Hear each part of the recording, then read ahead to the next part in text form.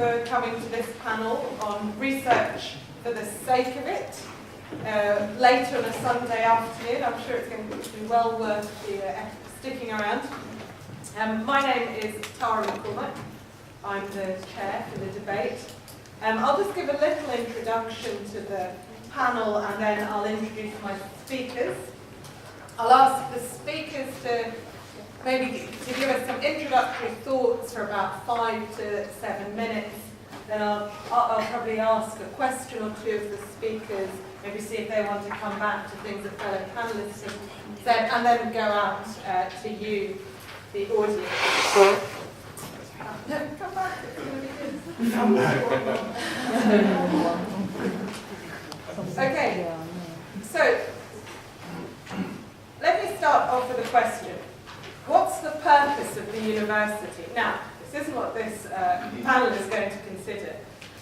I think many of us, especially those who say we don't believe that universities are simply job training centres, for example, or all about the student consumer, as my colleague was discussing in the panel previously, I think many of us would argue that research is pretty central to what the university is about and should be about. I think one of the interesting things today is that a disinterested observer of, say, British universities might well think that research perhaps has never been so highly valued today in universities. As those of us who work in universities know, all university departments regularly institute research strategies. Academics are required to produce a minimum number of publications.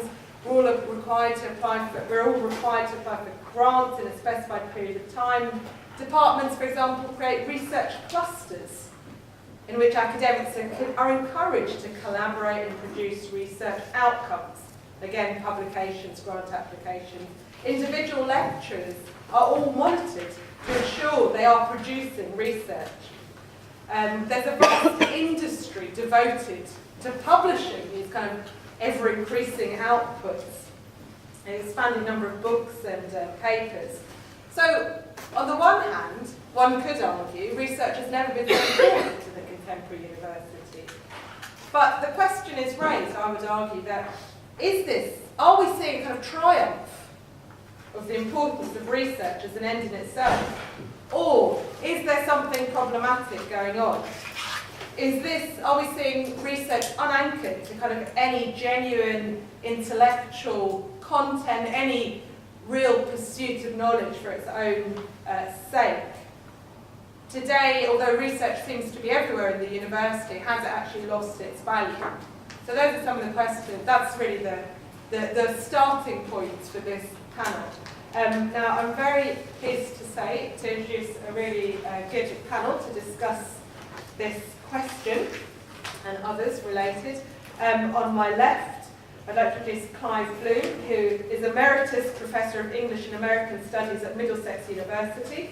He's a prolific and best-selling author, and his most recent book is Riot City, Protest and Rebellion in the Capital, which is available at the Foyles bookstore.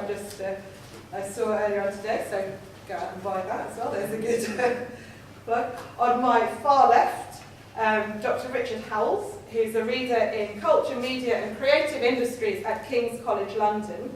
He's a regular contributor to radio and television programmes on culture and media issues, and is forthcoming, or indeed I think it's now out, so your publication, Outrage, Just out, Outrage, Art, Controversy and Society. On my right, I'm very pleased to welcome Professor James Ladyman, who for his sins is actually head of department at the Department of Philosophy at the University of Bristol. He's published widely, especially in the philosophy of science, and particularly in the foundations of philosophy of physics. His book, Understanding Philosophy of Science, received a Choice Outstanding Academic Text Award. James was also well known for campaigning against the so-called impact agenda, which later was being profiled in the Times Higher Education. And on my far right, but probably not politically, is Dr. Vanessa Pupavac. Pleased to welcome Vanessa, who's a lecturer in the School of Politics and International Relations at the University of Nottingham. In recent years, Vanessa has been examining the international politics of trauma and the rise of international psychosocial programs. Her most recent book, which is just out, is called it's called Language Rights: From Free Speech to Linguistic Governance, and that's just hot off the press as well. So, thank you all very much for joining us at Battle Ideas to talk about this. Now, I'm going to ask the speakers to make some opening comments for about 5 to 7 minutes. I'll ask first James, then Richard, then Clive, then Vanessa. No particular order, just rather than sort of surprise the speakers. So, James, if I could ask you to kick off, as it were. Thank you. Well, my fundamental claim is that the taxpayer shouldn't be expected to fund academic research for the sake of it. But the individuals who carry it out do need to do it for the sake of it to some extent, for it to give rise to the benefits that the taxpayer will fund it for.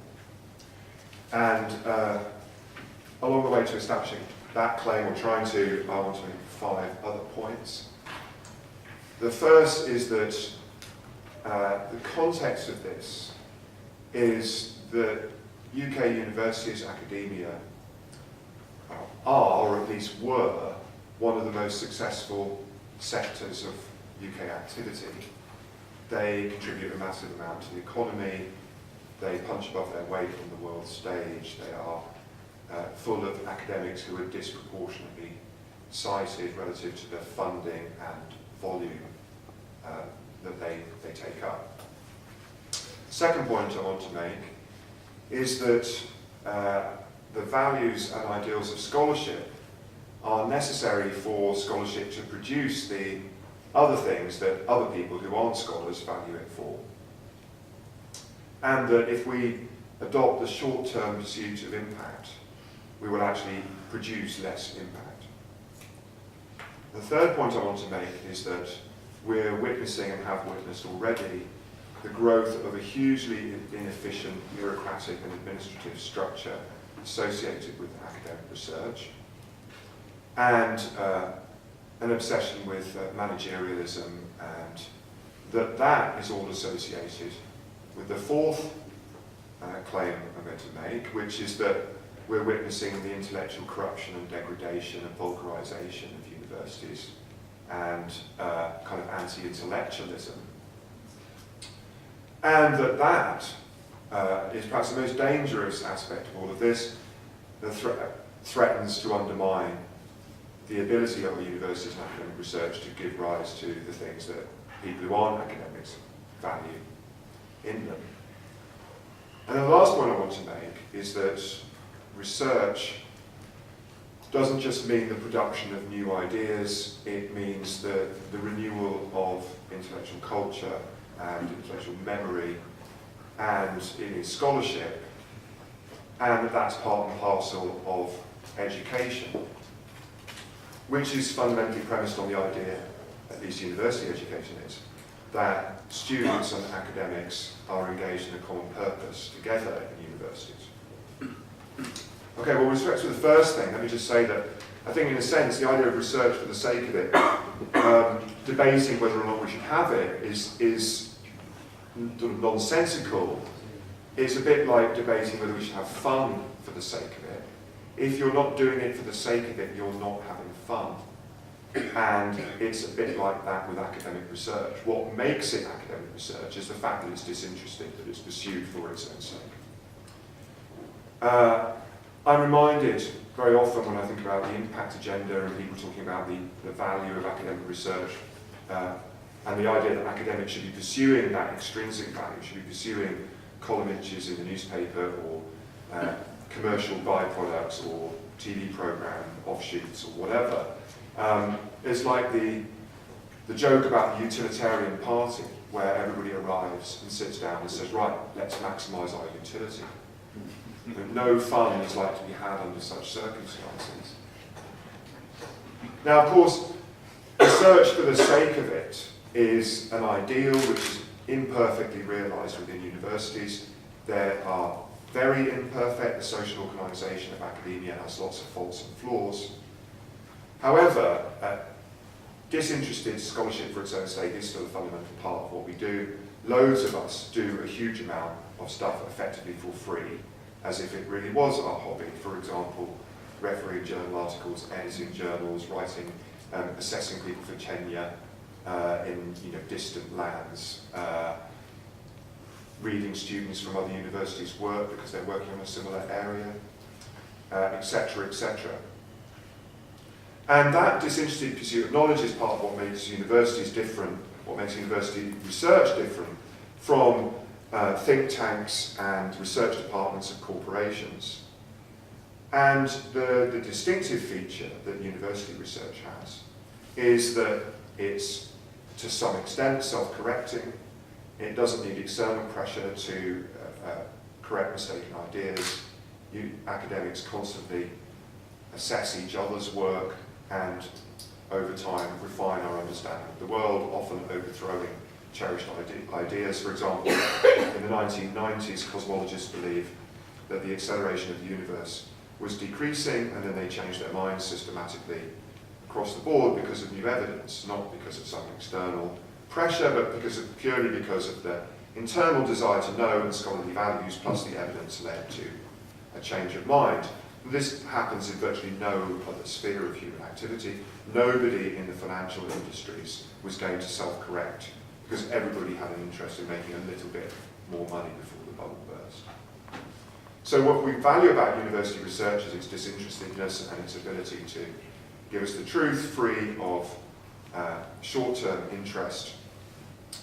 We also value, of course, the education of students and the wider community, and the nurturing and maintaining of our culture. These things all have immense economic and social benefits. Those benefits wouldn't exist were it not for disinterested research. I know some of my colleagues may give examples. There are many, many examples from the history of ideas of academic research which have no conceivable application without which we now can't imagine our society. For example, artificial languages come from the work of people like Bertrand Russell into the Foundations of Natural Language. The kind of questions that he was considering were completely recondite. One can't imagine more pointless questions than, for example, to understand the meaning of sentences containing empty names, which was one of his main problems. Like the present King of France is bald, and that there is no present King of France is bald, and Russell wanted to know whether that sentence was false or meaningless. You just can't imagine a more pointless question, I guess. And yet, that led to inquiry into the idea that there was such a thing as logical form that lay beneath surface grammar, the construction of artificial logical languages without which computer programming wouldn't exist. Now, for students, part of what they get out of going to university is lifelong participation in culture, which is enabled through their entering into academic inquiry with their teachers. And all the transferable skills that we value, critical analysis, powers of expression, comprehension, memory, observation, attention to detail, creativity and imagination, are all nurtured by the pursuit of the answers to questions for the sake of it. Now, I said then that I think that values and ideals of scholarship are necessary for its instrumental value. There are many, many examples from science that I could cite, I won't say any more. And of course, we can talk about the value of culture for the economy, but the other way to look at it is that we have a GDP so that we can engage in culture. We don't have a culture so that we can produce GDP. What most people want to do is get themselves enough leisure time so that they can, well, perhaps they just want to surf or hang out on the beach, but what a lot of people want to do is participate in culture, and universities are the custodians and they're the gardeners of that culture. And of course, we talk about the creative industries and their immense social and economic value. So, I think that, if you look at the blurb that was written for this this conference, this debate, it was said that perhaps papers and books, the only purpose that they're produced for is to meet quotas. But it's rather strange that that's the case, if that's the case, because the research assessment exercise only requires academics to submit 4 items every 7 years. So why do we have overproduction? And I think it's because of the intrusion of hype and a misplaced culture of competition and the desire to quantify productivity and output that's causing the problem, not the valuing of research for its own sake.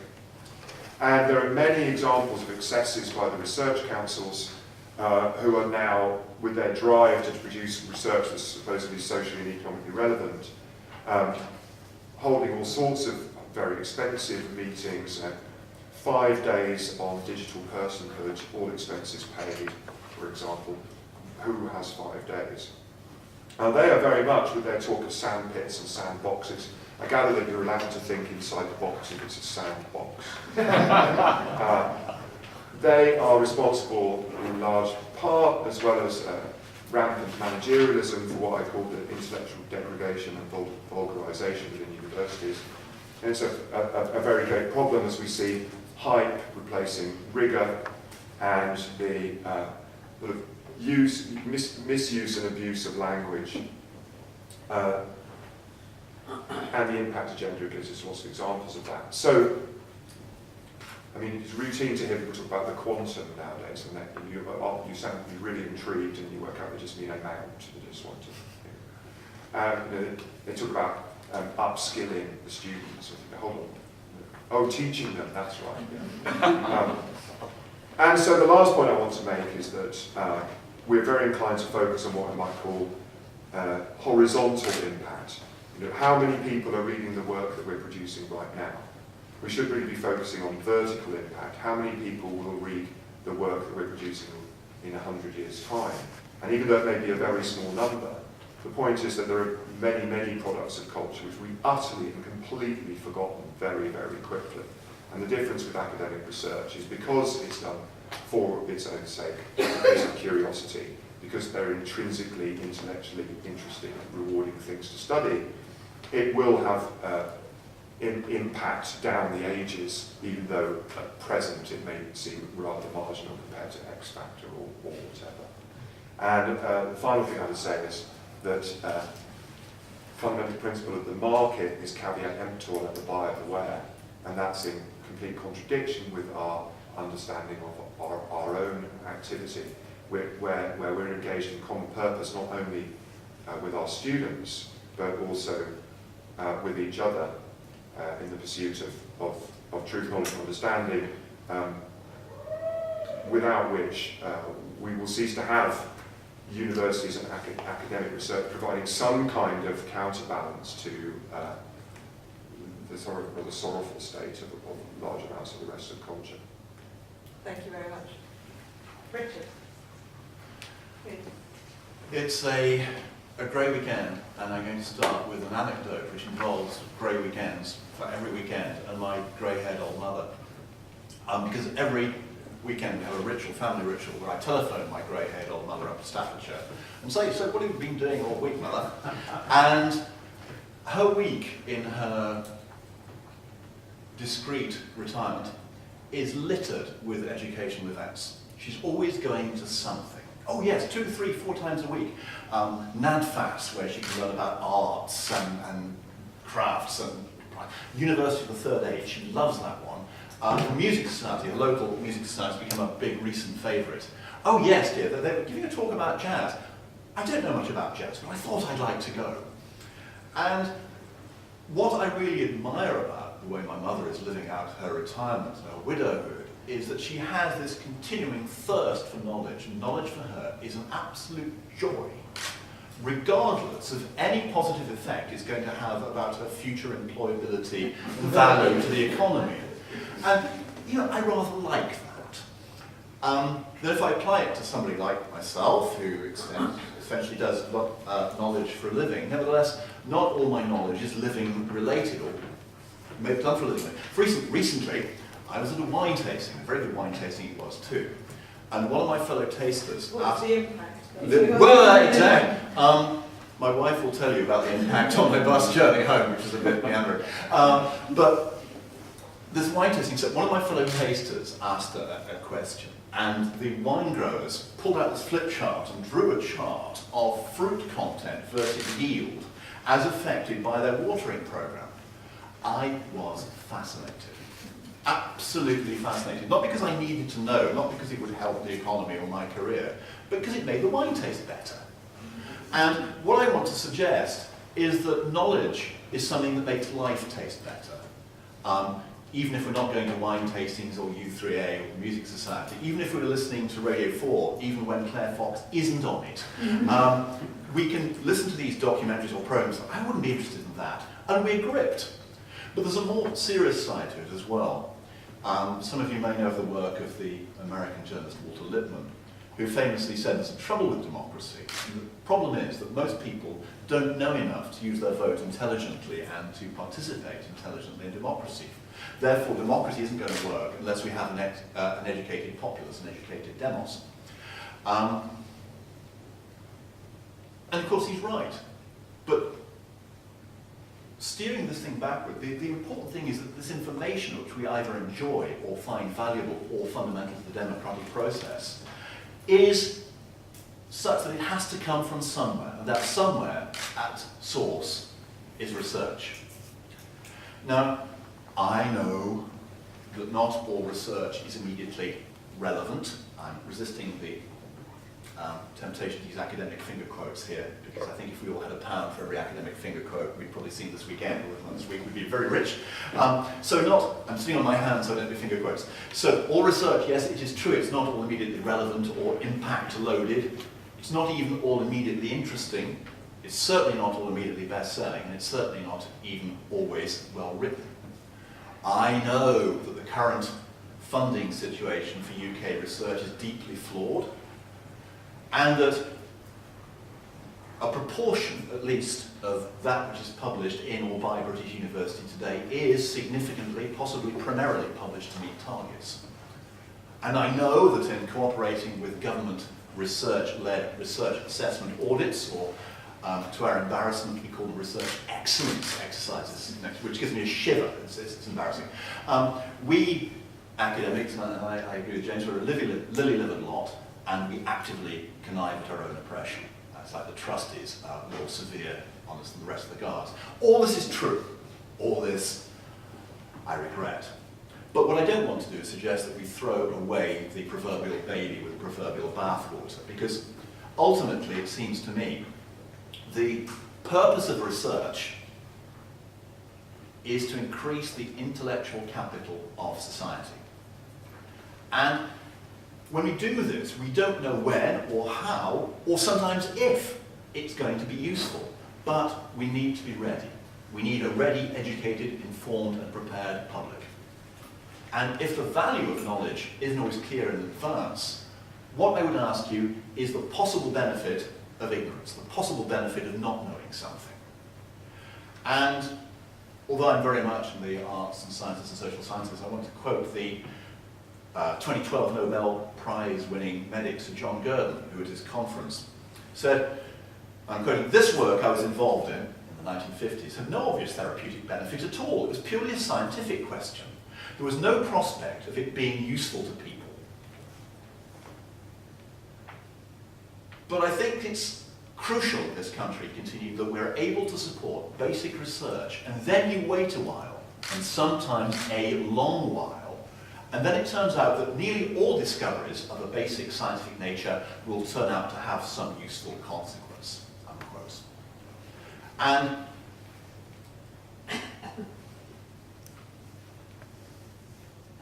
so, putting all this together, I want to conclude by suggesting that, therefore, the most important day in recent intellectual history is September the 10th, 2001. On September the 10th, 2001, we, the arts, the sciences, the economy, whatever, we did not know what was going to happen the following day. Just as we today here do not know what is going to happen tomorrow. But if we hold true to the values of research that I've advocated, we will, if we continue to do research seemingly for the sake of it, we will, when we need it, have the intellectual capital upon which to draw as necessary. We won't have to go up looking, we can say, yes, we have it. And so, in the meantime, if the same time, it also helps to make democracy work and life all the more worth living. Let's continue with research, not just for research's sake, but for everyone's sake. Thank you. Admirably to the time as well. Thank you very much. Clive, over to you. Okay, all right. Well, the obvious thing to say is, and it's blindingly obvious, it seems to me, that there's a significant difference between researching in the sciences and researching in the humanities. You clearly can't do research into cancer just on your own with no money. You have to be backed up. The humanities are quite different. Sociology, to some extent, is quite different. And I think the confusion of the two is quite significant because they're not the same thing. As far as research is concerned, I have no idea what the panellists are talking about, research in humanities. I have no idea what that means at all. Research in humanities, what, reading a book and talking about it, doesn't seem to me research in any sense at all. It's not scholarship in the old-fashioned antiquarian sense of the word, nor is it anything else. If it's adding to knowledge or truth, which I really find very difficult to understand, but if it's adding to knowledge, what is that knowledge and how do we construct it? And if we construct it in a certain set of ways, it's clearly not disinterested knowledge, as you were saying about Matthew Arnold's quote, as it were, from 100 years or 100, 200 years ago. So we've got a lot of problems here. Why would I wish to do anything if, and I quite agree with you here, if I didn't want to do it because I enjoyed the thing? I did. So the amount of people in universities who sit around waiting for research grants to write the paper or write anything else seems to me a completely daft attitude. You have to be completely selfish. You have to decide you want to do this for your own hobby horse reasons, because who knows who's going to be interested in the end, and you get on and do it. You don't start saying, I haven't got enough time, there are too many emails, oh, I'm a full-time academic. Full-time academic, there's no such thing, believe me, I've been one for a very long time. So more than that, you have to make your own personal decisions. And those personal decisions are your decisions to pursue a line of thought, a line of inquiry which interests you. And you have to be, I think, I completely disagree with both of you in this respect, you have to be completely humble in regard to that piece of knowledge that you pursue, because when you disseminate it, and dissemination of knowledge is the only way that knowledge circulates, that knowledge has a time span attached.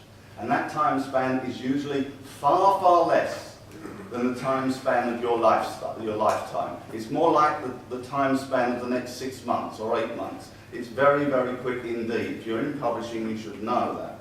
So in that sense, it seems to me there's a problem. Equally, science, you mentioned science, should valorize itself as somehow, oh, there's nothing in science that isn't valuable. I can tell you lots of things in science that are really, really nasty and invaluable. So we really don't need them at all. So to suggest that science somehow has, oh, we're setting aside some capital for the future, seems to me just rubbish, actually. Peer group assessment. Something I cannot bear. What is peer group assessment? It is a bunch of people who sit around and try and stop you publishing what you want to publish. Peer group assessment is entirely negative as far as I'm concerned. There are no such thing as experts in English literature. There are very clever amateurs, and that's about it. As far as I'm concerned, peer group assessment is a thing you avoid at all costs. If you want to publish something, send it to a publisher, write it up as a good proposal, and wait for the answer. If they're interested, they'll be interested. Sending it to a journal that 3 people are going to read, all of whom already agree on the subject matter anyway, because they've come to a consensus. And there's a whole load of consensuses, if that's the word, consensuses in all sorts of intellectual areas, in which they're just consensuses. They're not truth. They're just, oh, we agree because we come from the same background or wear the same T-shirt. There's lots of buzzwords. Everybody in humanities knows all the buzzwords. We've had some other buzzwords. These buzzwords are not truth. They're just fashion. And they'll go away in a few years' time. I remember when I was doing things in the 1980s, we had to be deconstructionists. That was the thing. You had to be a deconstructionist. And I was, for ages and ages. And we thought this was the bee's knees. And now we just think, well, it's all right. It's something gone. Now, it might come back. It might be interesting. But knowledge has a fashion to it. Knowledge has a timetable to it. And I think we really should understand that. And there's no such thing as eternal knowledge as far as I'm concerned. The last thing I want to say is, do humanities specifically need grant funding? And the answer, I think, is no. I think what is needed is time. Does grant funding buy you time? No, it buys you more time to sit in front of the computer and get anxious. It's far easier to say, I have no time, I'll find some time on the weekend, anything else, than not. In other words, what I'm saying is, if you want to do something, you should do it.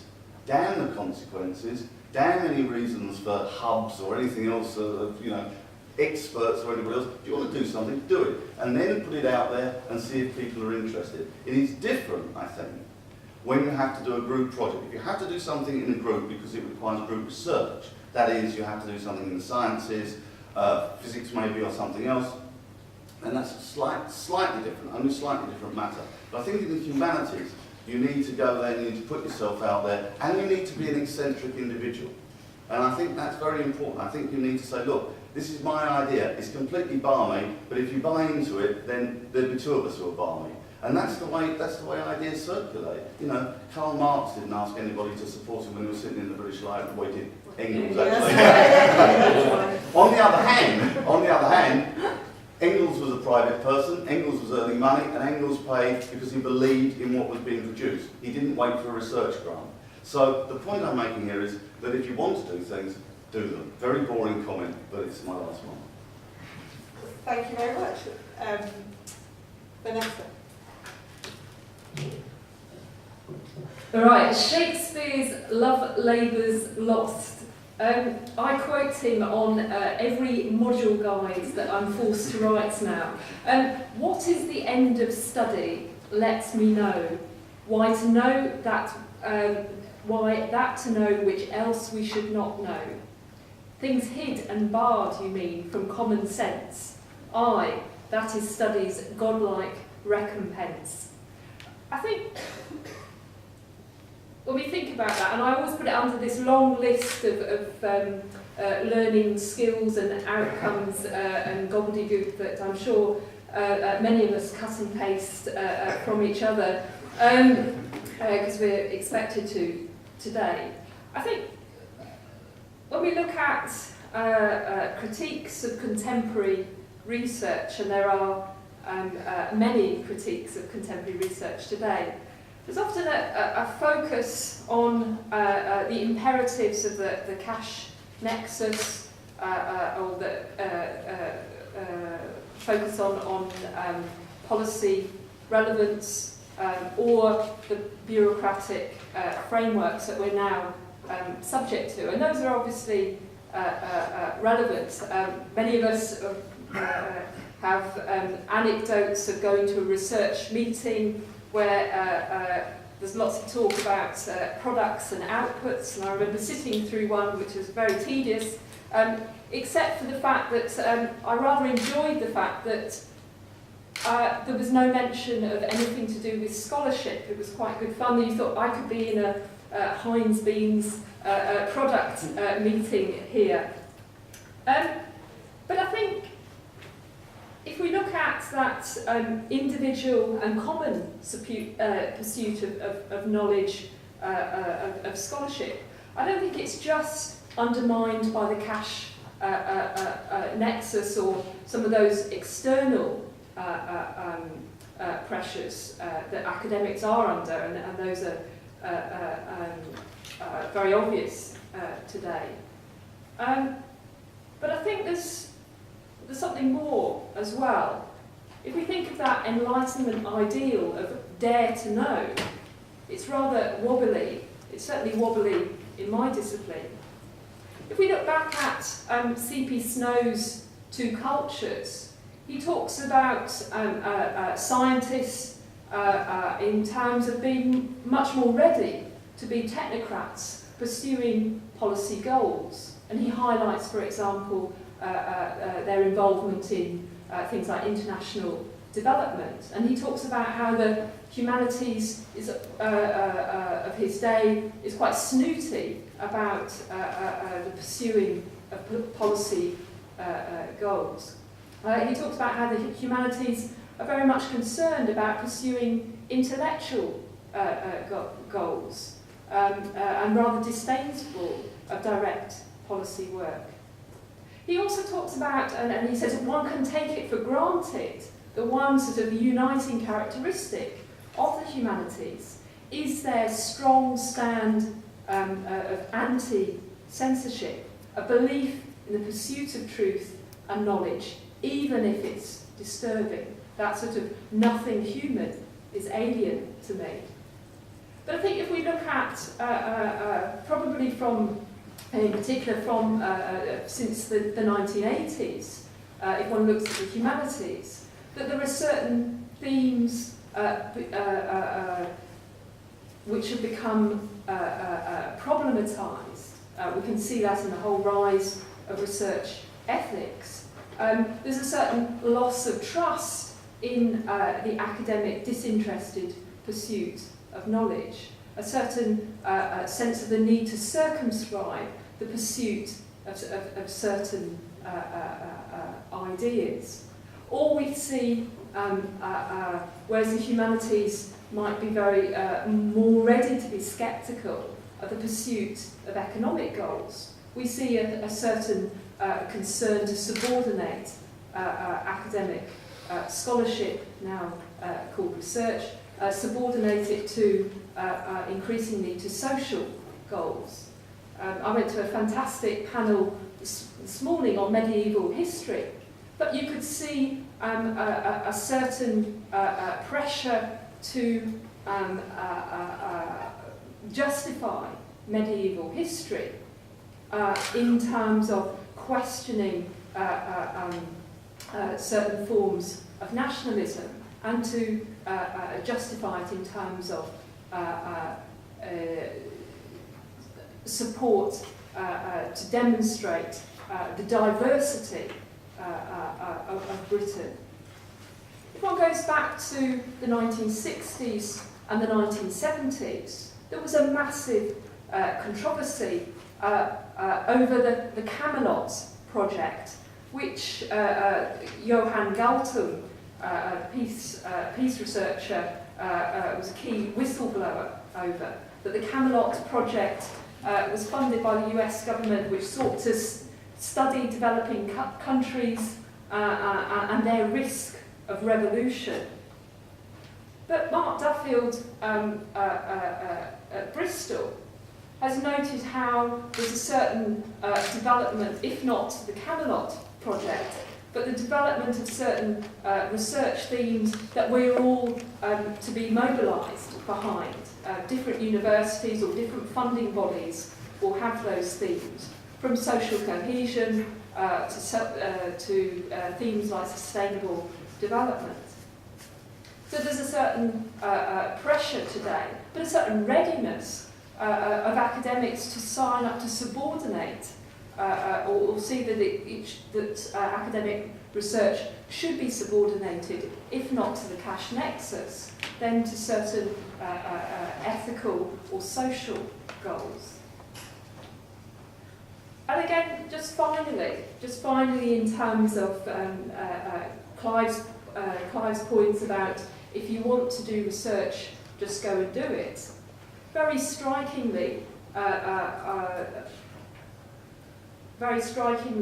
what one sees that increasingly academics are seeking early retirement so they can pursue their academic interests. So Mark Duffield, who I've just mentioned, has recently retired, is now relearning Hausa and plans to do fieldwork in Sudan. It seems that retiring, going part-time, or female colleagues going on maternity leave are desperately trying to do the something that Clive speaks about. It seems increasingly, if you want to do authentic study, you do it despite the existing university framework. You do it in, as Clive highlights, you do it in the evening or you do it at the weekend. But it seems to be that you increasingly have to do it beyond or outside the university. Thank you very much.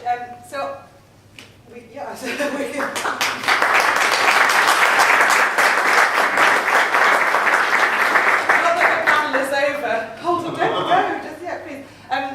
I wanted to ask a couple of questions to the panel, and then immediately come out to the audience and then ask the panel, you can come back to my question or the audience questions, however you like, we can revisit some themes. I wanted to ask the question, I wanted to draw out a little bit about how the panellists think, why are we in the situation we're in? Vanessa argued that something happened in the academy itself, maybe a loss of belief in ourselves, in the pursuit of knowledge. There's some kind of problem with, in terms of our own understanding of authority, our own kind of academic authority. So really that question maybe as well to James and Richard. Richard, you said, we're kind of we're our own jailers, we're sort of doing it ourselves. James, you did speak about the kind of external pressures, but I wondered if you had anything to say about the kind of internal problems. And that question also to Clive as well, because Clive, you made your position admirably clear. This is all nonsense. This isn't research. Pursue your own interest. No.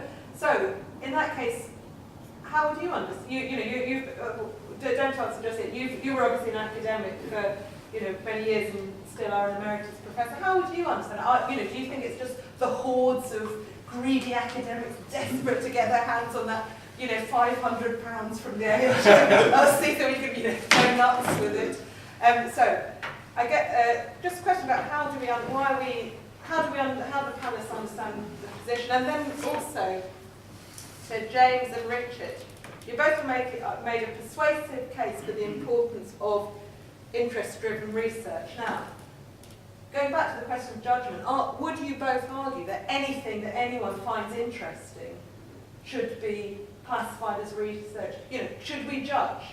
Again, it's this, are we just saying that everything that people want to publish is okay, or is there a case to be made for kind of discrimination? Now, I'm going to go out to the audience and please feel free to answer me, the audience, ignore things that I've asked, etc. I'll take, say, 3 to 5 points from the audience, then ask you all to come back, please. Okay, so I see very handily 5 hands up. So I will take Wendy, first of all, if you'd like to. Okay. This is necessarily. Okay, so I've just moved into an academic institution, not as an academic, but as academic support in relation to the Research Excellence Framework, and actually my job is impact, and I'm very sorry about that. But I do have quite a strong personal commitment to the idea of just, people should just research what they're interested in, and shouldn't be driven by external demands. And I even suggested to the philosophy department actually that they should boycott REF, particularly the impact thing, and they were sort of like, basically said they had lost the heart to do it. And I think that that reflects a real problem in academia at the moment. It's almost like a kind of a real sense of pessimism about the kind of future of research and future of academia, almost like that they just completely, they have almost like no choice but to bow to the requirements of HEFCE, the Higher Education Funding Council of England, not to use the acronym. And they just feel compelled by this driving force around the funding, restructuring the funding.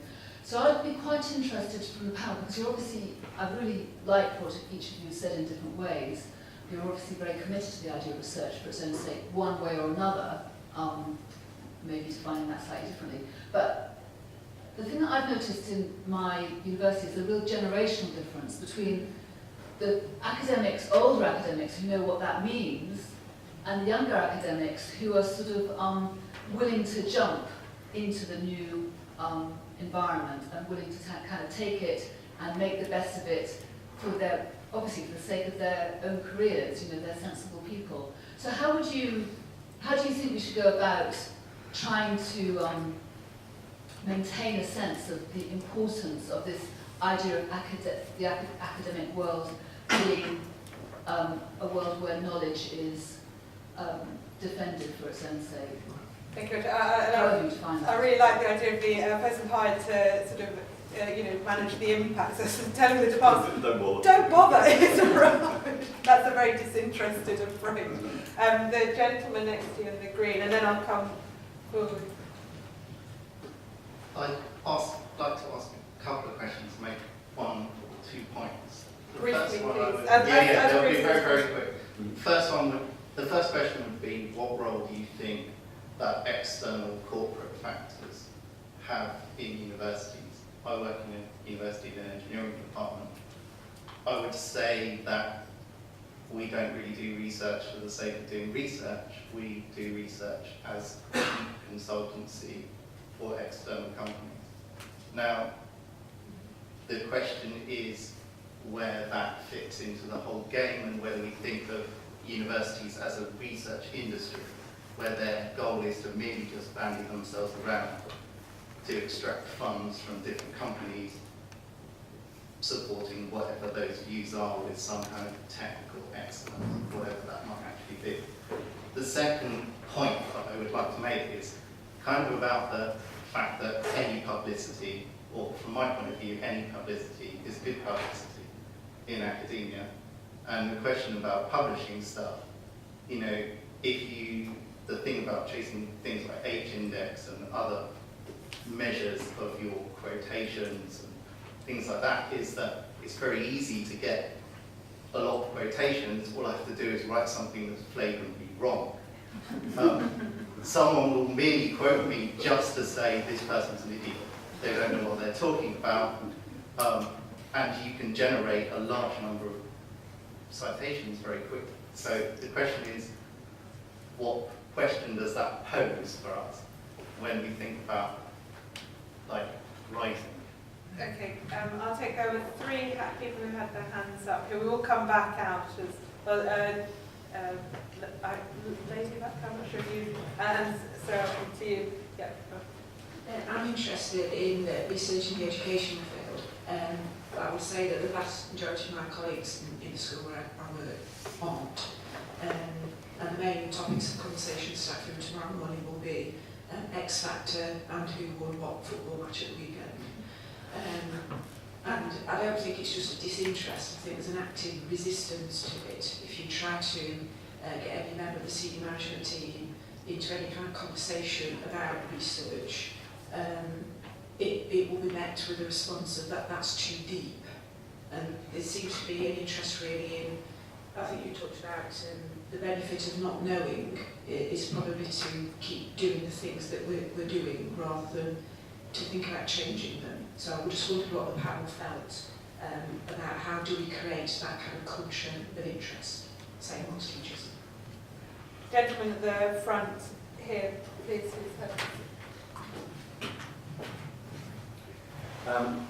I've been an academic for over 30 years now, and it seems to me that what I consider to be overemphasis on research is one of the factors that's led to the degradation of universities over the recent years.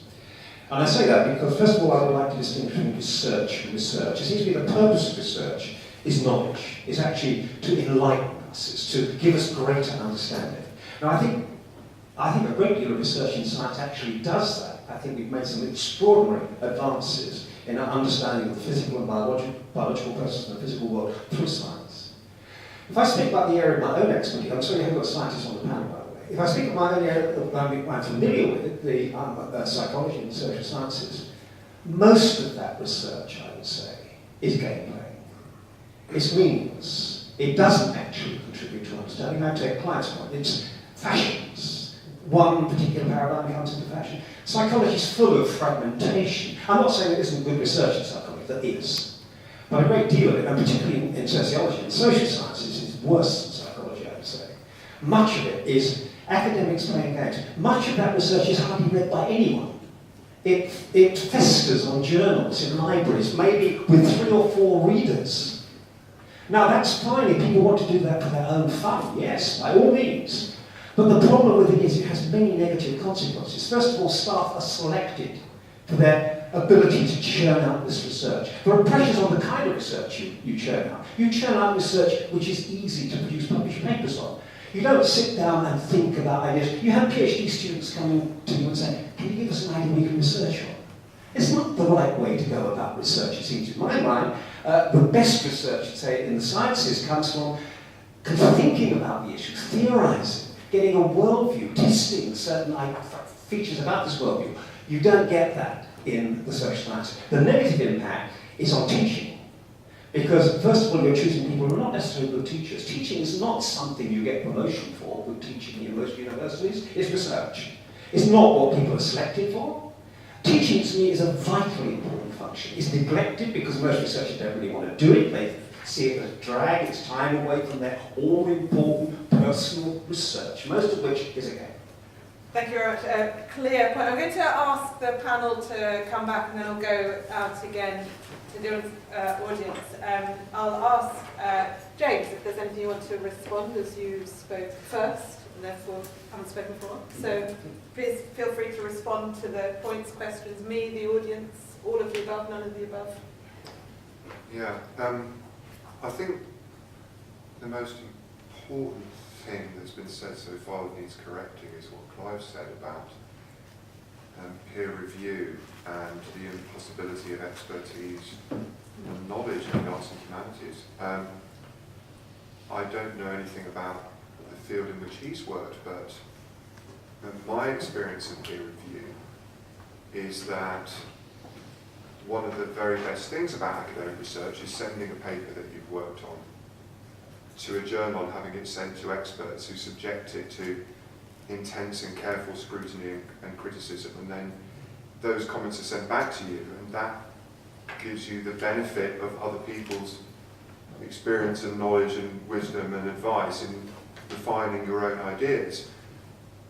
The idea that research communities consist of cosy consensus, I also don't recognise. What I see in most research communities is intense controversies about lots of matters of fundamental importance, but also mutual respect for other people's arguments as to why they hold the decisions that they do, and on the whole, a largely cooperative endeavour that arises out of that. And finally, I mean, I suppose, Clive said that he worked in deconstruction, and maybe that, has coloured his views about academia more generally. So the problem starts. But Did do it 30 years ago. yeah, I mean, it could still have a long-term negative effect on you. I mean, do you really mean what you say, that there's no such thing as expertise in English literature? I mean, I respect my colleagues in the English department because they have read vast amounts of literature, and if you ask them about an idea, a motif, a theme in Eliot, they can trace back its history through Milton, Shakespeare to the ancient Greeks. Now, there just clearly is expertise in that domain. The expertise is having read and having knowledge of works which people continue to find valuable thousands of years later. And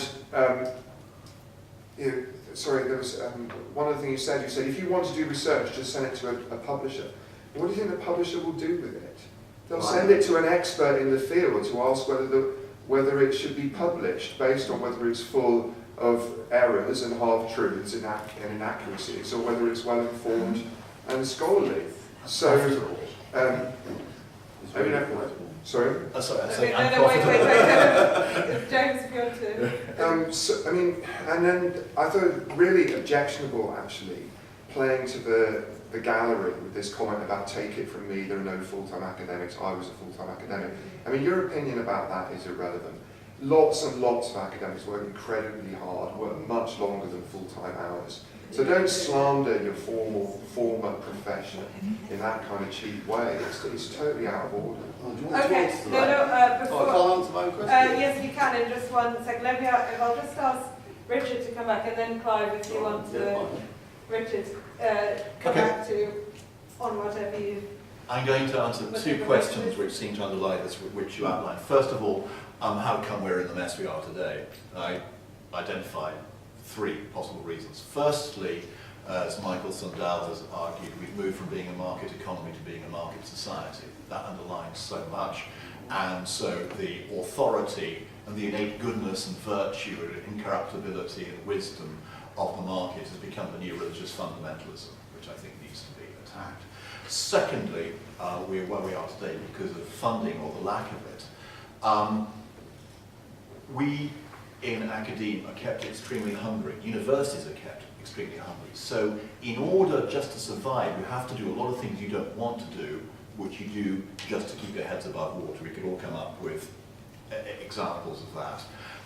Academics dance for scraps because we have to, hence we go along with too much. And finally, to repeat what I was saying in my opening statement, yes, the extent to which we do connive at our own oppression. Interestingly, the woman there was saying that the younger academics particularly do this because they realise doing a swift cost-benefit utilitarian analysis, that's the only way they're going to further their career. So it's partly society's fault, Sandel, partly the government's fault, and partly our fault. What do we do about it?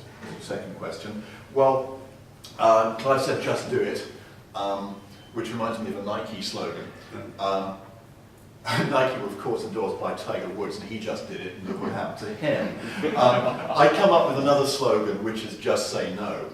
I would love to see not just an Arab Spring, but an academic spring, in which we discover a backbone and say no. Storm the offices of the Vice-Chancellors. Clive, obviously feel free to, I'm sure you wish to respond to James or... I mean, all it seems to me is that, first of all, let me just answer the gentleman at the back who's talking about corporate factors. I mean, most of us, if we're not publishing on the internet and self-publishing, publish with corporate factors, they're called publishers. We have to, you know, they're in it for the money, they're not in it for any other reason. They might be in it for prestige and other things too, but my publisher tends to be Pam Macmillan or Paul Gray. I think yours is too for that book, so they're in it for money. As far as I'm concerned, just to correct you, because obviously you suggested I was retired. I'm not retired, I'm still an academic. But I do feel that, no, that's fine, no, that's fine. But I do feel that, as far as I'm concerned, when I was head of department, people used to come to me and say, I need money, I need time, I need this, that and the other. And I said, well, how much do you work? And they'd say 2.5 days, 3 days. Well, why do you come in on a Friday or a Thursday? Oh, I can't do that because X. And I used to say to them, well, just do it on that day. Now, it strikes me that there's a weekend. We do not work on the weekend, or tend to work on the weekend. Some of us might do. Maybe many of us have too many emails. But it does seem to me there's a point at which you have to say, I'm not going to answer all these stupid emails if you've got thousands of them, or I'll press the delete button and I'll get on with what I want to do. Now, as far as staff are concerned, I do think there is a big problem, and it's not a problem in other countries because they have different research regimes. But it does seem to me that in England, and I quite agree with you, that people have completely lost their backbone. But they just go along with team playing, they go along with goal setting, they go along with a whole set of issues which they just say, you know what, we're quite intelligent people, that's the reason we're here. Why are we being lectured to by people who aren't very intelligent? And unfortunately, I have to say, most of the people in charge of academics, with respect to the lady over there, maybe she's not an academic, are very intelligent.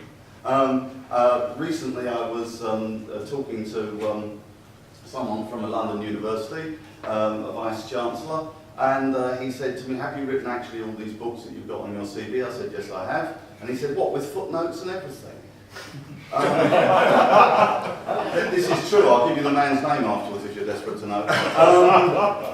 What I'm saying here is there's management and there's the people that do the coalface stuff. And it seems to me we have allowed, since roughly the 1980s, that to be a major split, and we've done nothing about it. And I'm not in the English area anymore, so it doesn't matter. But we've done nothing about it, and we only have, in a sense, ourselves to blame. Vanessa. I like your suggestion of the sort of loss of backbone, but I think we've moved on from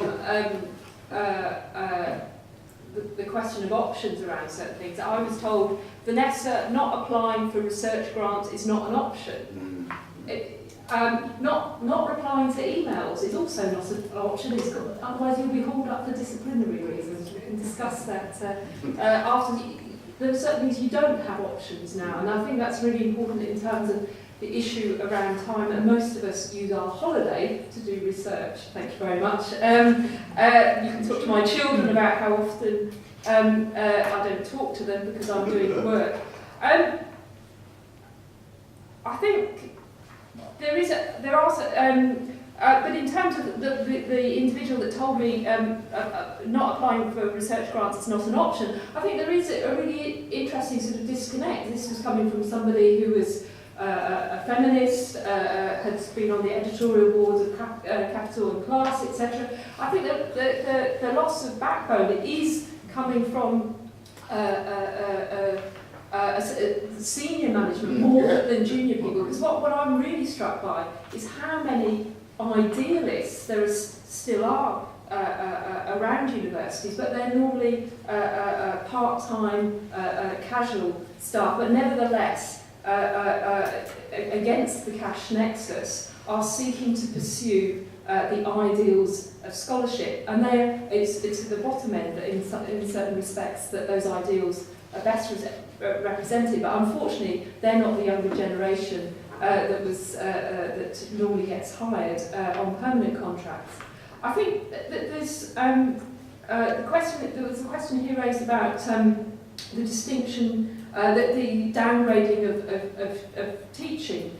Because of time, I didn't go into it, but I would contest that distinction between research and teaching. I've come to dislike the word research. I prefer the word study, because if scholarship, if study is the pursuit of knowledge, then an important aspect of clarifying knowledge is being to express ideas to others and contest them with others. And we discover the strengths and weaknesses of our arguments when we have to explain them to our peers or explain them to a class of students. And I think there's a growing problem of the insulation of the researcher from teaching, and I think that represents a disavowed retreat from public engagement. And I think there's plenty of emphasis on impact and public engagement, but much of it really represents public appearance and a sort of public engagement as a form of PR. Thank you very much. I'm going to come back out to the audience and see several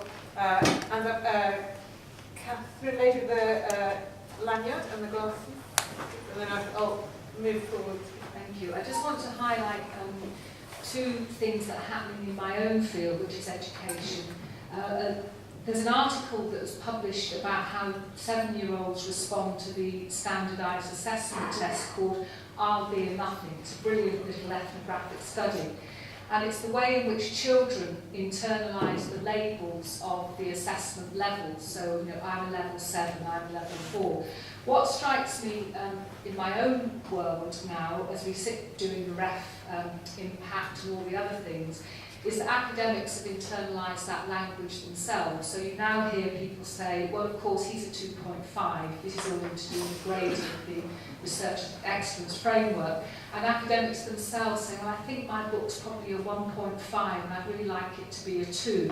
So there's this internalising, and it isn't just younger academics, this is senior colleagues of all ages. So that's one sort of performativity style effect. The second thing is the really degrading scrabbling around for impact. The person who leads our impact strategy is a really good academic colleague, but is asking us to do things like look on websites, look to see where your work was cited in Parliament, etc. And my own book was cited in a select committee completely wrongly, using what Eccleston says this, etc. And I said, but they cited it wrongly. It doesn't matter. It was cited. So I think there's a really degrading sort of scrabbling around that's going on. But the thing that I'm struck by as I listen to you is it's very, academics are really good at carping from the sidelines. They're very good at saying, show some backbone, just say no, but we don't. And so I'm going to go half-time to write a book that I haven't got the time to write at the moment, which I've got that luxury to do. But my question goes back to what do we do? Carping from the sidelines is all very therapeutic, but our own University Colleges Union doesn't just say no. What it does is offer stress workshops for academics who feel bullied by the REF framework. So we don't have a union-based resistance to it. We have individuals who just very disdainfully, if you don't mind me saying so, Clive, just say, oh, I'll just do my individualistic retreat and do my own thing, which perhaps is what I'm doing. The problem of collective resistance is very real. And I don't just think it's younger academics that are buying into it. I think we've all bought into it. So it's the what is to be done question yet again. Thank you very much. Lady at the back, and then I'll come forward, and then we'll take you three here, Katya. Yeah, thank you. I just want to make a quick comment, maybe as a young academic, if I dare to call myself that. Because I'm not sure if I'm going to be an old academic, so I'm losing a bit of faith in the system. That's a different question. Follow up on what you said in terms of how the younger academics are starting to kind of buy into the whole managerial package as such. I felt very much that it's the opposite way, to be honest. From day one, I'm working on a PhD for the moment, from day one, we're encouraged to go to workshops which is about how you improve citation, which work up your portfolio, this is how you build up your academic CV, and that's already like your first months of your PhD. And I went in with this illusion of thinking, oh, this is the most privileged thing I could possibly do, spending 3 years of researching something that I think is very, very, very important. And I feel, to be honest, it's more of the older academics, well, older, but more senior academics that are more pushing me in that direction, saying it's actually more valuable if you write an article and publish it in the journal that you'll get more points for, rather than doing the one that you think will have more direct readership in your area. And I felt really disheartened by it. But I'm glad to hear that there's still support for the other side of it. Okay, thank you very much. The lady just in front in the checked card here, and then we'll come to the gentleman in the blue and the lady in the green. Hello, hi. I think there's something here which is to do with how we value things and what we value. Do we value the arts? Do we value sciences? I mean, research can be done for a variety of purposes. I used to work as a Browne researcher. That was for commercial purposes. We had someone there who sort of does research on behalf of companies. And going to that sort of idea about value and purpose, I guess what's the purpose of an academic institution? Is it to be productive in some way, and how does that productivity look? And I think it's probably like all institutions these days, it's a question of money. You know, if you're seen to be more commercially productive, then you're able to do more of these things which are about sort of enjoying or sort of being, I guess, in some ways, frivolous, I guess is a word, or non-commercial. But it's, I guess, are people happy with that? Are people able to do frivolous activities and actually feel that that's a purpose in itself and that they value that, or do they feel pressured to move on from that? Thank you very much. Gentleman in the blue shirt. I would like to mention an experiment that was done with monkeys. Monkeys are pretty utilitarian, so they try to maximize their rewards directly. But in this experiment, it was shown that actually monkeys will trade in quite considerable amount of juice, means utility, for knowledge, for knowing what's going to happen, for example. I mean, monkeys probably not interested in philosophy too much, but what it indicates is that investment in knowledge seems to be evolutionary advantageous. Now, people talk about resistance, but I find one problem that the government and the management level has is they do not understand, and they're not being told by us how important knowledge is, and that knowledge is not getting money right away, but building the roads and scouting the areas to know where the gold is, where the mines are, where the water is, and so on. So I think that we as academics should put in a lot of effort in making clear that knowledge Of course, there's a value in itself, that's how we see it, but this is also a value in investment into infrastructure, into mental infrastructure. Your clear point, thank you very much. And lady in the green. Hi, a couple of points that then are made more, but in interest of full disclosure, I should explain I actually worked for Clive for 5 years as an head of department. Were you one of those people who had nothing to do all Well, the time with what Clive? I realised now I'm a head of department is how much I learned from him. I've only been a head of department 5 months, and my department is still in shock that they get no weekend emails. And I'm absolutely, I write emails, I do not press go until 9 o'clock Monday morning. They have a right to their weekends. And one of the things I agree with Vanessa, there's a real problem with monetisation of research that's become absurd. In my last job, I was refused promotion precisely because I'd written books but hadn't got grants. And that's why I moved institutions. But I did want to actually argue to the contrary about output assessments, because I exactly straddle the old and the young generation. And what I would say to the lady at the back is, you're likely to complete. 50% of my generation didn't. Seriously. But what got me my job, and what got me promotion, what frankly got me the job I have now, is outputs. And what that allowed me to do was to overcome the pedigree system that was a very large aspect of academia when I entered it. And by that I mean both social and academic pedigree. If you'd not been to the right university, if you didn't have the right supervisor, you were stuffed. When I first applied for jobs, and I've forgotten his name, Clive can probably fill it in, there was a chap who trained almost every American historian in Britain. If you weren't trained by him, you were stuffed. But when I came to interview at Middlesex, and Clive was interviewing me, I had publications and his mentee didn't. And suddenly it made a difference. So whilst I know there are huge issues, and I'm absolutely with the whole, our institutions have often lost sight, in part because that research funding wasn't really funding, it came out of their core pot, so they had to try and get it back.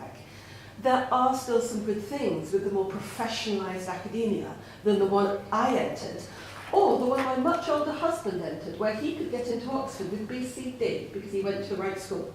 Okay, thank you very much. In the apparently all the sessions in this strand have overrun, so I'm not going to buck that trend. What I'm going to do is to ask the panelists again to come back on any questions, and maybe is there a way forward, I guess, to... Can I make a comment just what's just been said? Yes, James, go. I think that's right, that the RAE had some good effects, and that's why I made the point that the RAE only asked for 4 items in 7 years, so you can hardly blame the RAE for massive over-publication.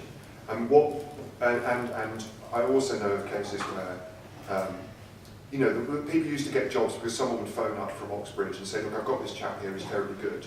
And they would have, next thing they would have a permanent job in a philosophy department, that's the area I know about.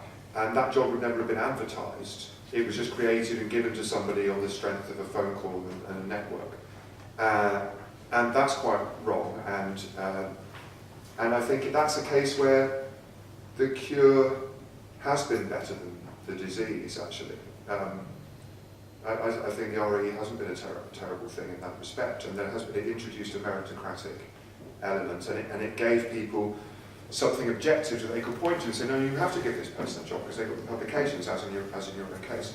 So that's good, but what one wants to understand is that how far things have gone in the other direction now, where performance management and so on is being used as a tool to bully people, to just deny them any kind of intellectual autonomy, any chance of medium-term development and so on. And I would blame that on bureaucratisation and the fact that there's this vast infrastructure in universities now associated with academic research, full of people who don't do any.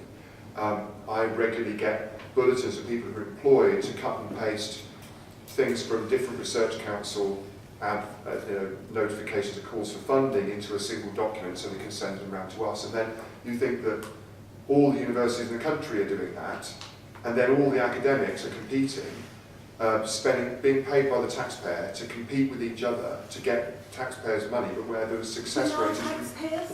Well, of course, yeah. But where the success rate is quite low for those for that grant funding. So that seems to me to be it is a really big problem, and I would associate it with managerialism and a kind of, a general disdain is something that Laura O'Neill talked a lot about in the Reith lectures, a general disdain for the idea of a group of people having judgment and expertise. And I think when Clive said, who are these people, it reminds me of what the Republican advisor on science said, which was science, who decides what counts as good science? Other scientists. That can't be right. So I'm afraid that is right. It's not in the case of the humanities. Excuse me, now, okay, do you feel that you've So it not in the case of the arts and humanities? I say it's a case in science, but not in the case of the humanities. Okay, I must go to the other. But there's no expertise in the case of humanities. I can think of lots of examples of people who just know that that idea is derivative. It was first published by this person because they've read the relevant text. Okay, thank you very much. Is that not knowledge and expertise? I must go to ask Richard if he will for final comments. A final thought, I'll give you a final anecdote. I was commissioned a few years ago to write a chapter for a book called The Public Value of the Humanities.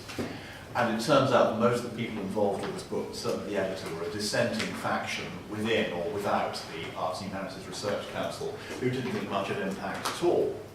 Well, the book was duly published and launched at Tate Modern, and the person heading the launch was David Willits, who waved the book in the air and said, "This is a terrific example of impact."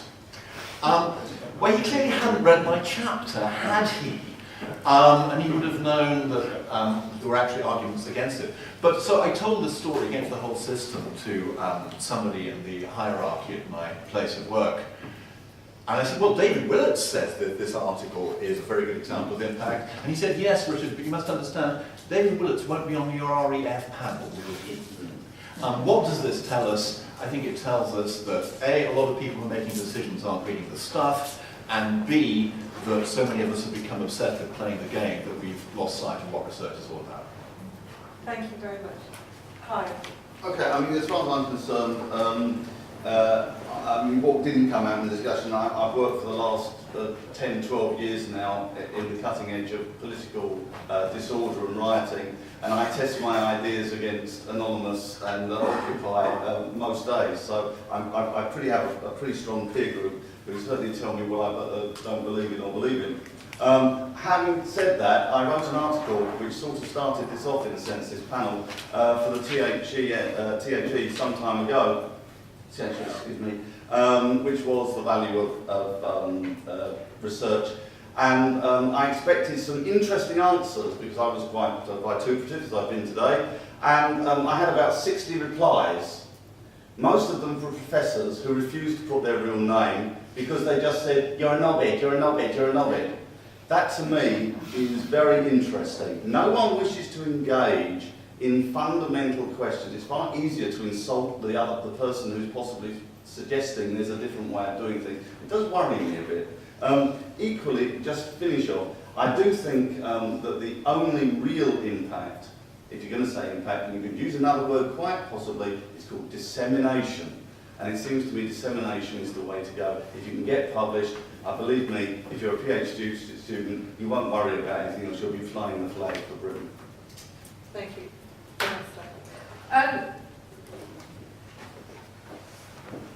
I think in terms of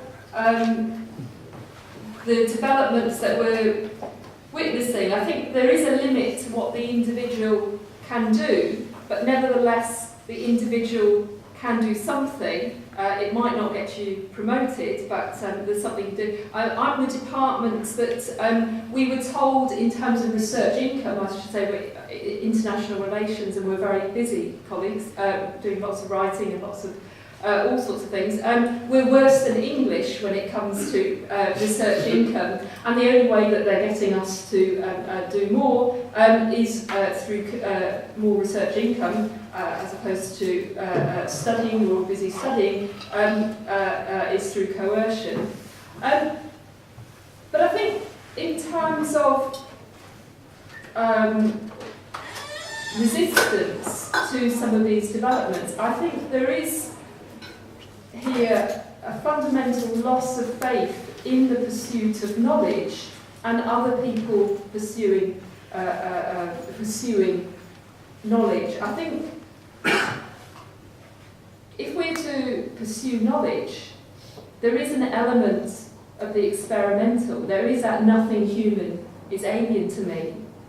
If there are aspects of that knowledge that turn out to be merely trivial, merely fashionable, and don't last, that is because they've been judged to be merely trivial and fashionable and don't last. But you don't know that in advance. And while I have lots of problems with some of the theories that you hinted at that might have been merely trivial and fashionable, nevertheless, the pursuit of knowledge will involve failures along the way. And if there were certain failures in the intellectual pursuit of knowledge, that is inevitable in the pursuit of knowledge, where you want to, as Shakespeare says, to know what else we should not know. And now we know, now we're able to judge that certain ideas were trivial and fashionable, but we shouldn't